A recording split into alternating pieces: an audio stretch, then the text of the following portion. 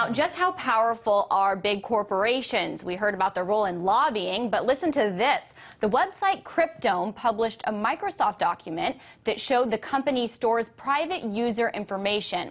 Well, what happened? Microsoft had the site shut down. Joining us now is the site's creator, John Young, from our New York studio. So, Mr. Young, why do you think you're such a big threat to Microsoft, and how did they get your site shut down? They used a sly technique of the copyright law, which allows instantaneous shutdown, basically, and does not require a court order or litigation to do so. And it's a very common tactic that corporations are using right now to censor the web. Now, why do you think you're such a threat to Microsoft? Well, I think it's not only a threat to Microsoft, it's a threat to their client, which is the law enforcement agencies, who do not want the public to know that this is going on. So I think that Microsoft is just fronting for the law enforcement people.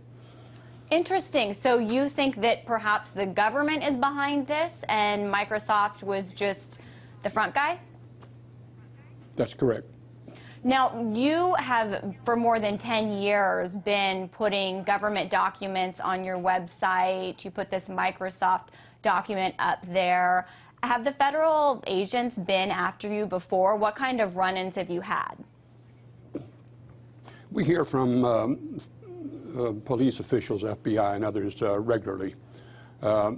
Turns out because we're not doing anything illegal, they haven't found a way to shut us down. That's why they're using a subterfuge like copyright.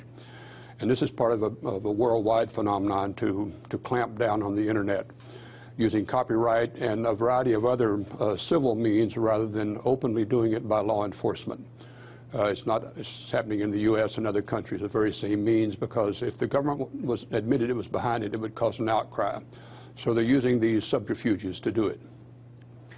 How? How are they getting Microsoft to do that sort of thing? Well, as they're invoking the copyright law, which does not require a court hearing, does not require lawyers. They can just send an email to the service provider, like ours, and the service provider then turns around under this law and says, within 2 days, if you don't take a document down, we will shut your site down.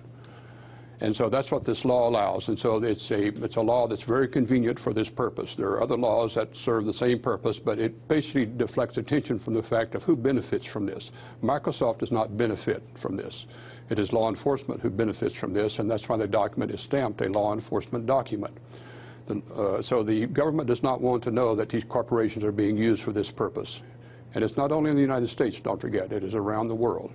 And many of these corporations operate around the world, and they are complicit with government in controlling the internet, and particularly controversial sites. Google, Microsoft, Cisco, all the major players are involved in this, and they're required to do it under law, under the CALEA wiretap law. So copyright is a cover for the wiretap operation. And that's why we challenged it. We knew this was going on, and so we said, this is not a copyright violation. This is important information because copyright typically protects intellectual property like Microsoft's programs. But this is not a program. This is a how-to guide for law enforcement to analyze the data that Microsoft provides to them. So it's not a real program. It's just a guide.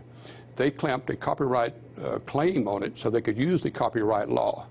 We think that's an abuse of the copyright law, but it actually, the greater abuse is that they're not being candid about why they're doing this, and law enforcement does not want to be exposed. That's why Microsoft backed off. They did not want to go to court, which we hoped they would, in order to hear more about this. Well, we're not alone in challenging.